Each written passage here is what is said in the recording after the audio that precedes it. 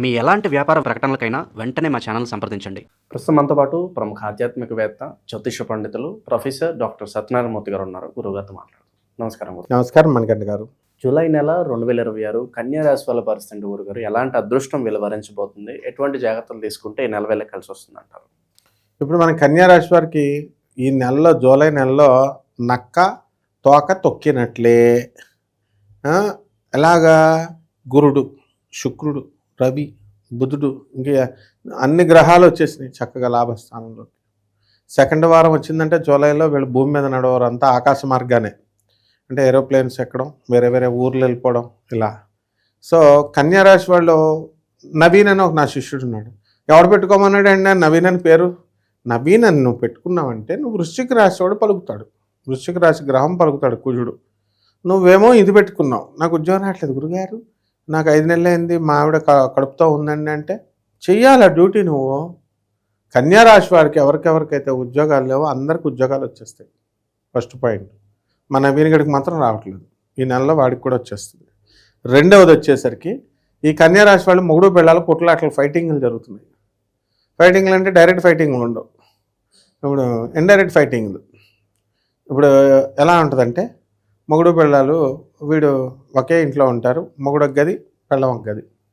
తర్వాత వాట్సాప్లో మెసేజ్లు, టీ కావాలి నాకు, టీ తెచ్చి అది పెడద్ది. ఇప్పుడు ఈ సాయిబాబా ఇన్సిడెంట్ వచ్చిన తర్వాత మా రమణానంద, మా గురుగారు రమణానంద మహర్షులు వారు వీళ్ళందరూ కొట్టుకుంటున్నట్టు అనమాట. ఉరుమురుము ఎక్కడో పడినట్టు చాగంటి గారి, గరికపాటి గారి పాపం లేవన్న ఫోటోలు కాల్ చేయడమే వీళ్ళందరూ. ఆ టైపులో మొగుడు పిల్లలు గొడవలు, ఫైటింగ్లు ఇవన్నీ కూడా కొట్టుకుంటూ వచ్చారు. అవన్నీ ఇప్పుడు ఆగిపోతాయి కన్యా రాశి వాళ్ళకి. ఇప్పుడు మరి ఏమిట్రా లాభాలు అని అంటే, వీళ్ళందరూ కన్యా రాశి వాళ్ళంతా కామాఖ్య టెంపుల్స్, ఈ తీర్థయాత్రలకు వెళ్తారు. బాగుంటుంది కదా, సరదాగా తీర్థయాత్రలు తిరగడానికి బాగుంటుంది. అందువలన దేవుడి మీద భక్తి తర్వాత ఎంజాయ్ చేయొచ్చు.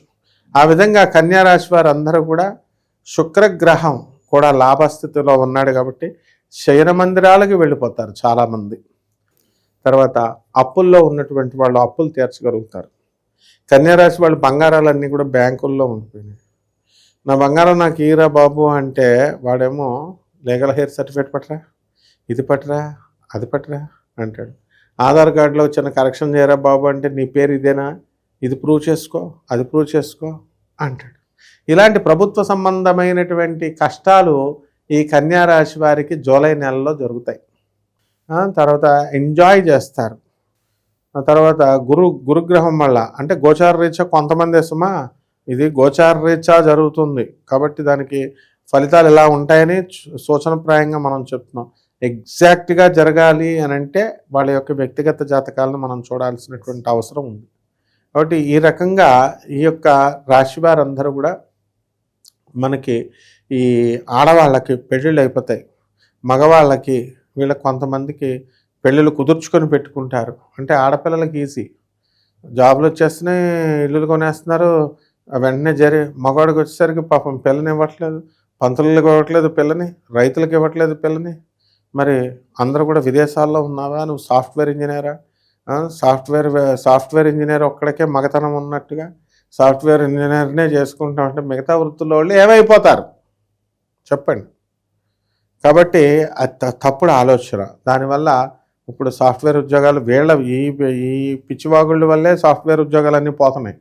అసలు సాఫ్ట్వేర్ వాళ్ళు పాపం వాళ్ళేమో బాధలు పడుతూ మా ఉద్యోగాలు పోతున్నాయి మొగుడా అని వాళ్ళు అనుకుంటుంటే, ఇక్కడ సాఫ్ట్వేర్ వాళ్ళ సాఫ్ట్వేర్ వస్తుందా, జాబ్ వస్తుందా, ఎంత ప్యాకేజ్ ఎంత అని అడుగుతున్నారు. కాబట్టి ఈ రకంగా ఈ యొక్క కన్యా రాశి వాళ్ళంతా జూమ్ జాముగా ఉంటారు. ఈ వారంలో తీర్థయాత్రలకు పోతారు, సినిమాలకు పోతారు, చుట్టాలతో ఫ్రెండ్స్తో ఎంజాయ్మెంట్లు, ఆదాయాలు పెరిగిపోతాయి, ఖర్చులు పెరుగుతాయి, రాయల్గా బతుకుతారు, తెల్ల తెల్ల బట్టలు వేసుకుంటారు, కొత్త కొత్త వ్యాపారాలు పెట్టాలనుకుంటారు. అండ్ కొంతమంది సెకండ్ సెటప్లు కూడా పెట్టుకోవడానికి అవకాశాలు ఉన్నాయి.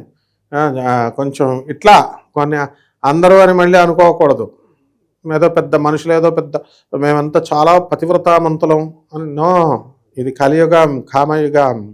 అందువలన దీంట్లో ఏంటంటే ఈటింగ్ అండ్ మీటింగ్, ఎవ్వడు ఏమీ మడికట్టుకొని ఎవ్వడో ఉండడు.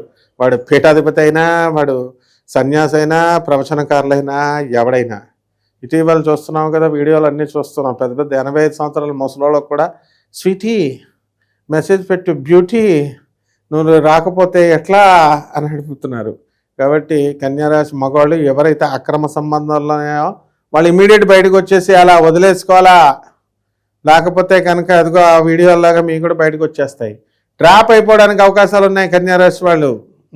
ఎన్డీ తివారీ ఎగిరిపోయాడు, గవర్నర్ పోస్ట్ పోయింది ఆఫ్టర్ ఆల్ ఒక ఆడదాని వల్ల.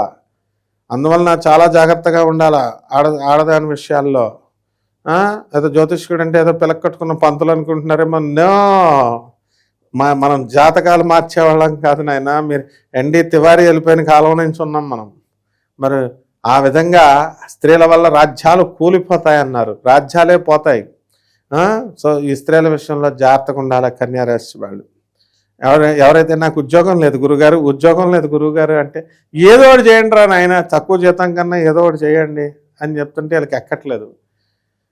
ఉద్యోగం చేయకపోతే పిల్లలు ఎందుకు కాపురం చేస్తారు? పాల బిల్లులు ఎవరు కడతారయ్యా?